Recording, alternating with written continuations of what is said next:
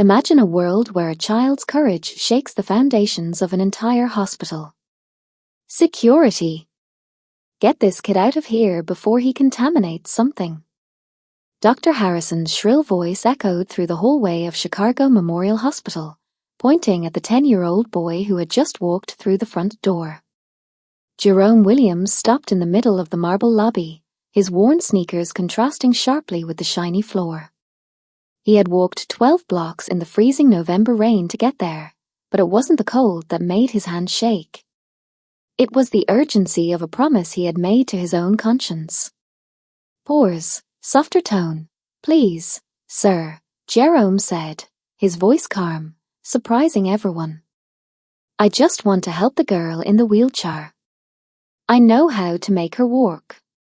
Intriguing tone. Can a 10-year-old boy really challenge a medical dynasty? Dr. Harrison, head of the pediatric neurology department and heir to a medical dynasty that went back for generations, looked at the boy as if he were a stain on his immaculate lab coat. Didn't you hear me? I called security.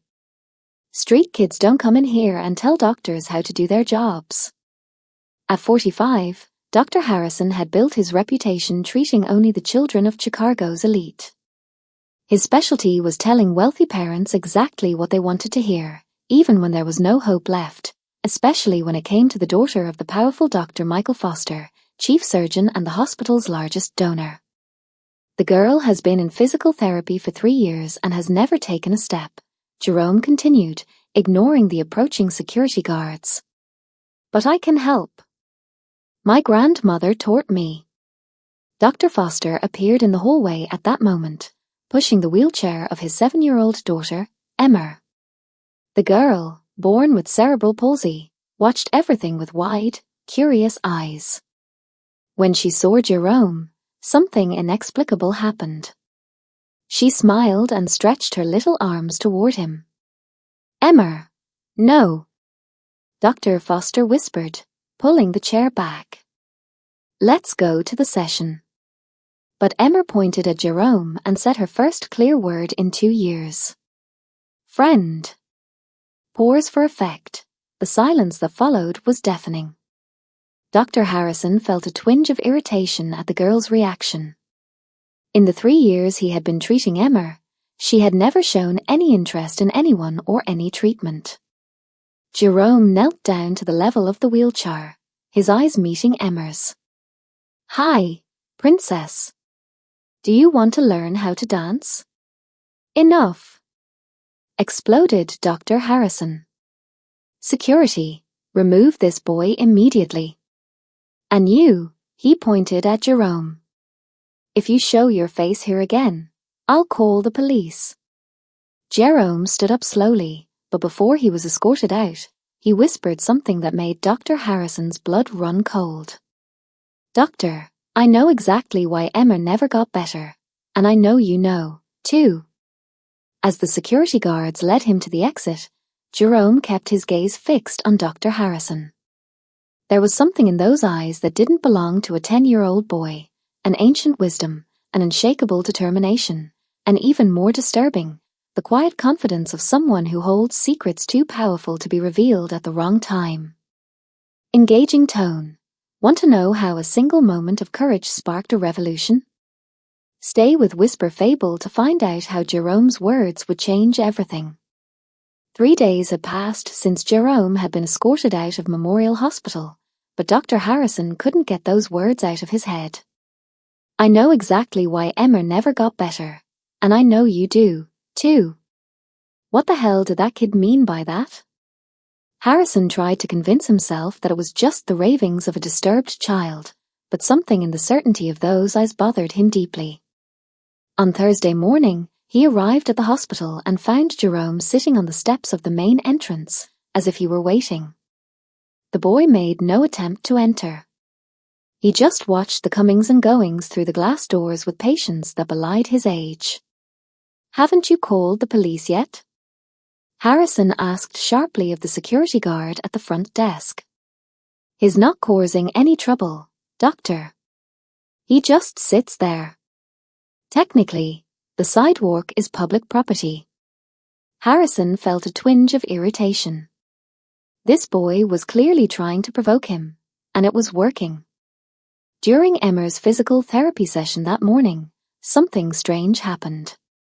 The girl, who was normally apathetic and uninterested, kept looking toward the window. When Dr. Harrison followed her gaze, he saw Jerome outside, watching through the glass. Emma began to fidget in her chair, trying to communicate through gestures. It was the first time in months that she had shown any kind of urgency or desire. "What's going on with her today?" asked Dr. Foster, noticing the change in his daughter's behavior. "Just a phase," Harrison replied dryly, closing the curtains on the window.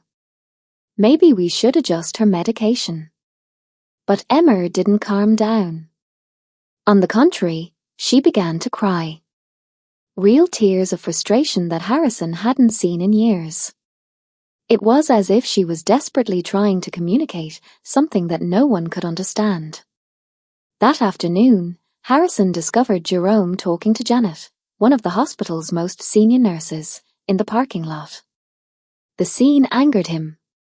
"Janet, you were instructed not to interact with this child." "I'm sorry, Dr. Harrison, but he was telling me about techniques his grandmother used with special children." "It's fascinating, actually." "Fascinating?" Harrison almost shouted. "He's an uneducated child who lives on the street." Jerome turned calmly to Harrison. "Doctor, my grandmother was Lily Williams. She worked at this hospital for 30 years in the pediatric neurology department. Perhaps you remember her." Harrison's blood ran cold. He remembered Lily Williams very well, one of the most respected nurses who had ever worked there, known for getting extraordinary results with cases considered impossible. She had retired 15 years ago and had recently passed away. That's not possible," Harrison stammered. "She raised me after my parents died," Jerome continued, his voice maintaining the disturbing calm. "She taught me everything about how children's brains work, how to connect with them when adults give up. She taught me especially about cases like Emma's." Janet looked between the two men, feeling the tension in the air. "Dr. Harrison, if he really is Lily's grandson, enough." Harrison exploded. "I don't care who he claims to be. Children do not treat patients in this hospital." Jerome took a step forward, and for the first time, Harrison saw something other than calm in those eyes. He saw a determination that made him involuntarily step back. "Dr. Harrison, I know you're lying to Dr. Foster about Emma's progress. I know you know exactly what's wrong with her, but you're hiding it because you don't want to admit you misdiagnosed her 3 years ago." Dramatic pause. The world stopped around Harrison. How could this kid know about the misdiagnosis he had made and hidden all these years? "You don't know anything," Harrison whispered, but his voice was shaking. "I know Emma doesn't have severe cerebral palsy like you told her father," Jerome continued, unrelenting. "I know she has a treatable condition that you misdiagnosed, and now you're afraid to correct because it would ruin your reputation." Harrison felt cold sweat trickle down his back. That misdiagnosis had haunted his nights for years. He had been young, arrogant, too eager to impress Dr. Foster with his expertise. By the time he realized his mistake, it was too late. Correcting it would mean admitting incompetence and possibly facing a medical malpractice lawsuit. "How do you?" Harrison began, but Jerome wasn't finished. "And I know how to help her. My grandmother taught me exactly how to treat cases like this. But you'd rather keep an innocent child suffering than admit you made a mistake." Janet watched the scene in shock. She had never seen Dr. Harrison so pale and out of control.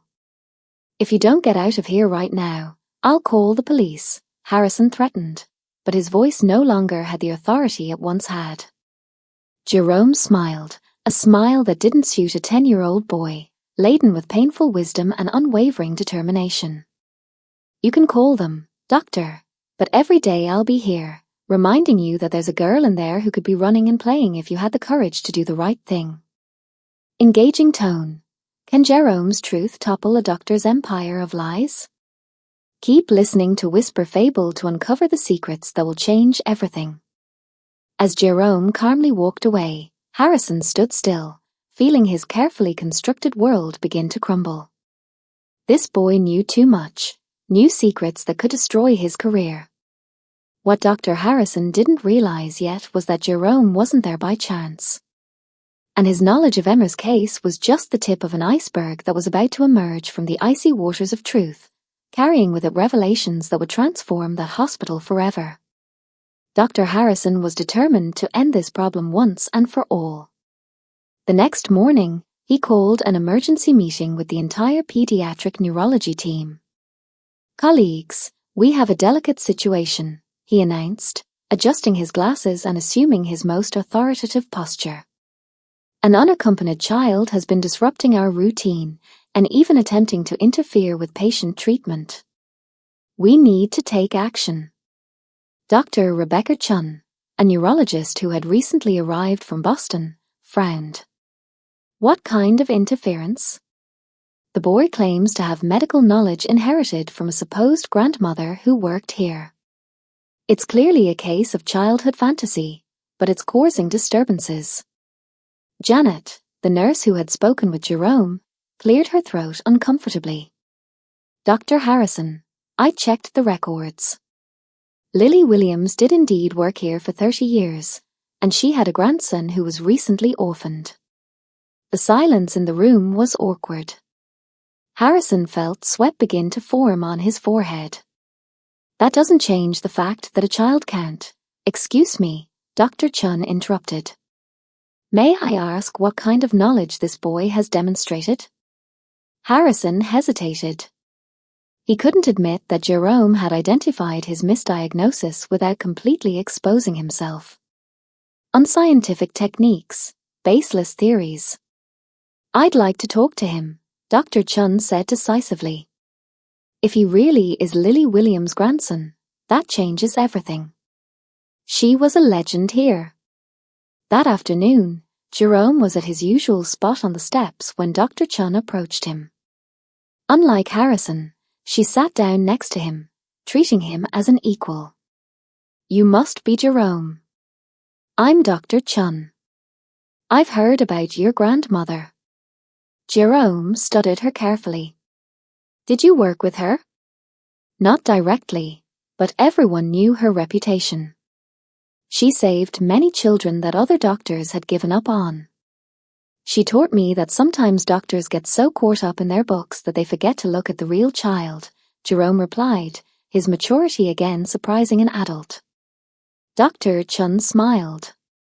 "Your grandmother was wise. Tell me about Emmer Foster." Jerome looked her straight in the eye. "Do you really want to know, or are you testing me to see if I know anything?" The bluntness of the question caught Dr. Chun off guard. "I really want to know. Emmer doesn't have severe cerebral palsy as her chart says. She has a neuromotor disconnection syndrome that can be treated with specific stimulation. My grandmother taught me to recognize the signs." Dr. Chun felt a chill. If Jerome was right, it meant that Emmer had spent 3 years receiving inadequate treatment. "How can you be so sure?" "Because I saw the same symptoms in my cousin before my grandmother helped her. And because I've been watching Emmer for weeks through that window. She responds to stimuli that a child with severe cerebral palsy would not respond to." At that moment, Dr. Harrison appeared at the hospital entrance and saw the two talking. His expression turned to pure fury. "Dr. Chun, what are you doing?" "Talking to a very perceptive young man," she replied, standing up. "Jerome, I'd like you to meet Dr. Foster. I think he should hear your observations about Emmer." Harrison's blood ran cold. If Jerome spoke to Dr. Foster about the misdiagnosis, his career would be over. This is absolutely unacceptable. Harrison exploded. Dr. Chun, you are allowing a street kid to question our medical protocols. A child who demonstrates exceptional medical knowledge inherited from one of the best professionals this hospital has ever had, Dr. Chun replied firmly. Jerome stood up slowly, watching the dynamic between the two doctors. There was something in Harrison's tension that confirmed his suspicions. Dr. Harrison, Jerome said with that disturbing calm. You're afraid of what I'm going to tell Dr. Foster, aren't you? I'm not afraid of anything a child can say. Then why don't you let me show him what I know about Emmer? If I'm wrong, you can kick me out of here for good. Dr. Chun looked between Jerome and Harrison, sensing a tension that went far beyond a simple disagreement over protocol. Harrison, what's the problem? If the boy is wrong, it will only confirm our methods. Harrison was cornered.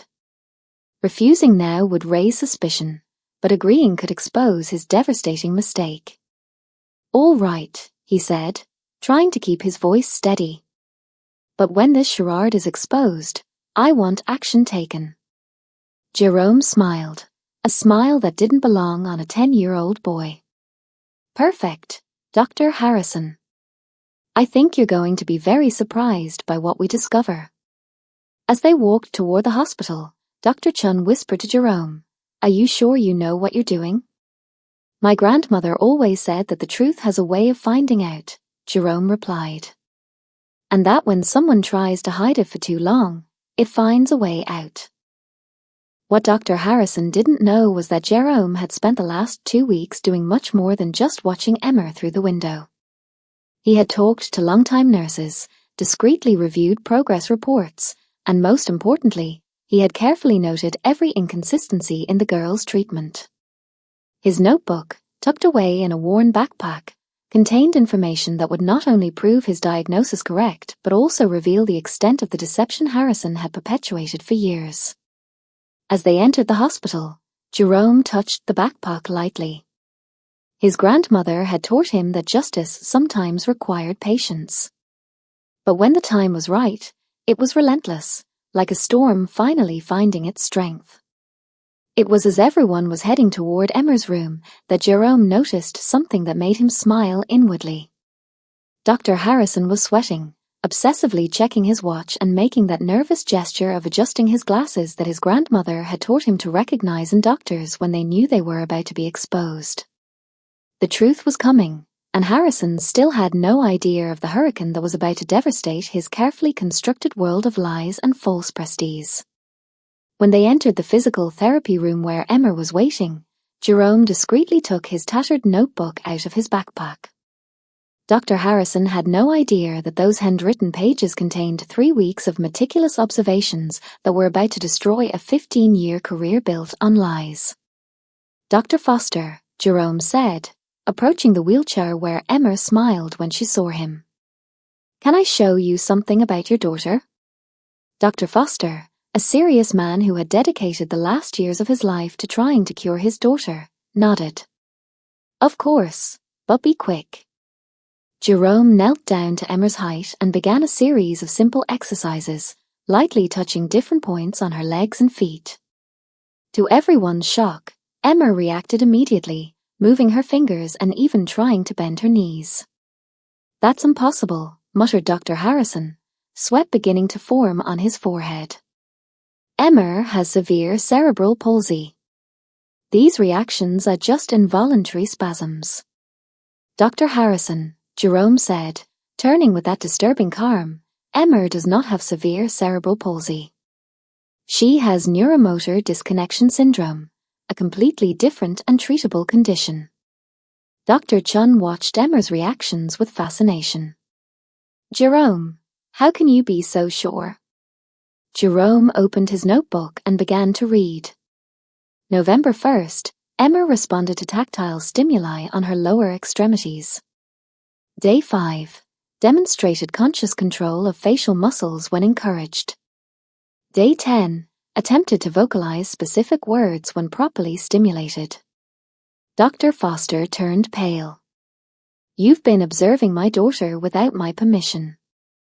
From the public sidewalk, sir, and what I saw were clear signs that her diagnosis has been wrong for 3 years. Dr. Harrison felt the world collapse around him. That's absurd. A 10-year-old child questioning a certified medical diagnosis. Jerome stood up and looked directly at Harrison. Dr. Harrison, do you want me to tell Dr. Foster about the MRI scans that were misinterpreted in 2020? Or how you hid the results of neurological tests that contradicted your initial diagnosis? The silence in the room was deafening. Dr. Foster slowly turned to Harrison. What is he talking about? Harrison was visibly shaking now. Michael, don't listen to this kid. He's making this up. My grandmother kept copies of all the important tests, Jerome continued relentlessly. She was working on the file when Emmer's results came in. She showed me how to identify the signs you chose to ignore. Jerome turned the page of his notebook and read, MRI report, March 15, 2020, fundamentally normal brain structures. Signs consistent with mild to moderate neuromotor disconnection syndrome. Prognosis favorable with appropriate stimulation. Dr. Foster snatched the notebook from Jerome's hands. His eyes scanned the meticulous notes, each observation dated and detailed. Harrison, is this true? Dr. Harrison was cornered, and he knew it. Michael, at the time there was uncertainty in the diagnosis. Uncertainty? Dr. Foster exploded. You told me my daughter would never walk, that I should accept she would be dependent forever. I was being cautious. Cautious? Dr. Chun grabbed the notebook and examined the notes. Jerome, these observations are extraordinarily accurate. You documented neurological response patterns that clearly indicate preserved motor function. Jerome approached Emma again. Princess, do you want to try standing up? With his help, Emma was able to support her weight on her legs for a few seconds. It wasn't the steady steps that would come with proper treatment, but it was conscious, controlled movement. Dr. Foster had tears in his eyes. 3 years. Harrison. 3 years of my daughter's life that could have been different. Michael, please, let me explain. Explain? Dr. Foster was clearly furious now. You lied to me. You lied to Emma. You stole years of her development for what? Pride? For fear of admitting a mistake? Jerome closed his notebook calmly. Dr. Foster, with the right treatment, Emma can live a completely normal life.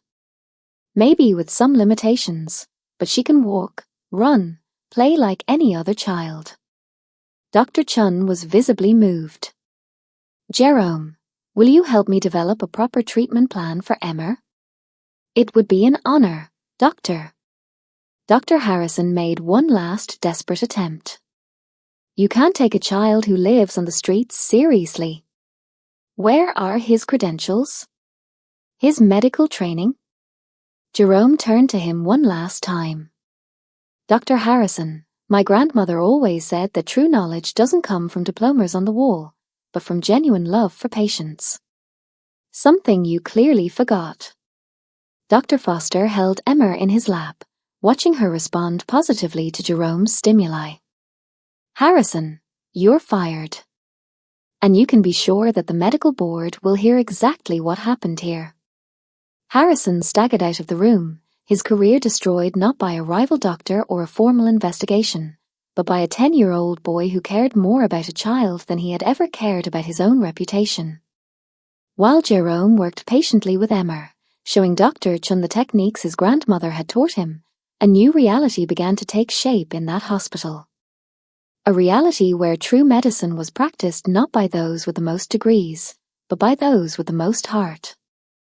What no one knew yet was that Jerome held one last secret about his grandmother, a secret that would transform not only Emma's life but the future of hundreds of children who would come to that hospital in search of hope.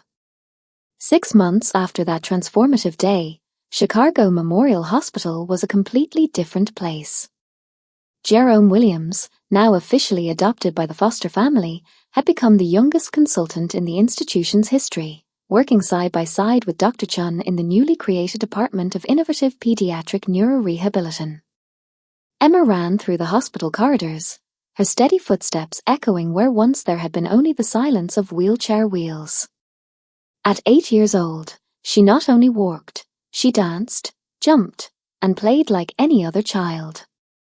More importantly, she had become an ambassador for a program that had already helped dozens of children with similar misdiagnoses. Jerome! Jerome!